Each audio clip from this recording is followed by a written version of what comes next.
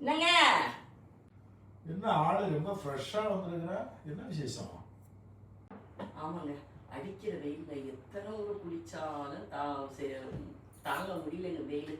வெயிலை பத்தி பேசணும்னா பேசிக்கிட்டே இருக்கலாம், விடுங்க. சரி, நம்மளுடைய அடுத்த பிளான் என்னங்க? அடுத்த பிளானா? எல்லா பிளானையும் நீ தான் போட்டுக்கிட்டு இருக்கிற. கரெக்டு தான். என்னன்னாங்க, இந்த மந்த் எண்டு, நெக்ஸ்ட் மந்த்ல ஒரு 10 days தாங்க இருக்கு. நம்ம சின்ன பொண்ணு வீட்டுக்கு போகிறது தான் நம்ம அடுத்த பிளான். சரிங்களா? இவ்வளவு நாள் உங்க பெரிய பொண்ணுகிட்ட இருந்தோம், இப்ப திருப்பி அடுத்து என்ன செய்யணும் என்ன செய்யணும்னு யோசிச்சுக்கிட்டே இருக்காச்சு உட்காந்து. ஆமாங்க, அடுத்து எந்த பிள்ளைக்கு என்ன வேணும், அவங்களுக்கு யாருக்கு ஹெல்ப்புக்கு நம்ம தேவை அப்படின்றத பற்றி யோசனை பண்ணி அதை பிளான் பண்ணுறத ஸ்டேஜில் தாங்க நம்ம இருக்கோம். இதை விட நமக்கு என்னங்க வேலை இருக்கு? நீ பிளான் பண்ணுவா, அதை திருப்பி இம்ப்ளிமெண்ட் பண்ண வேண்டியது நான் தானே.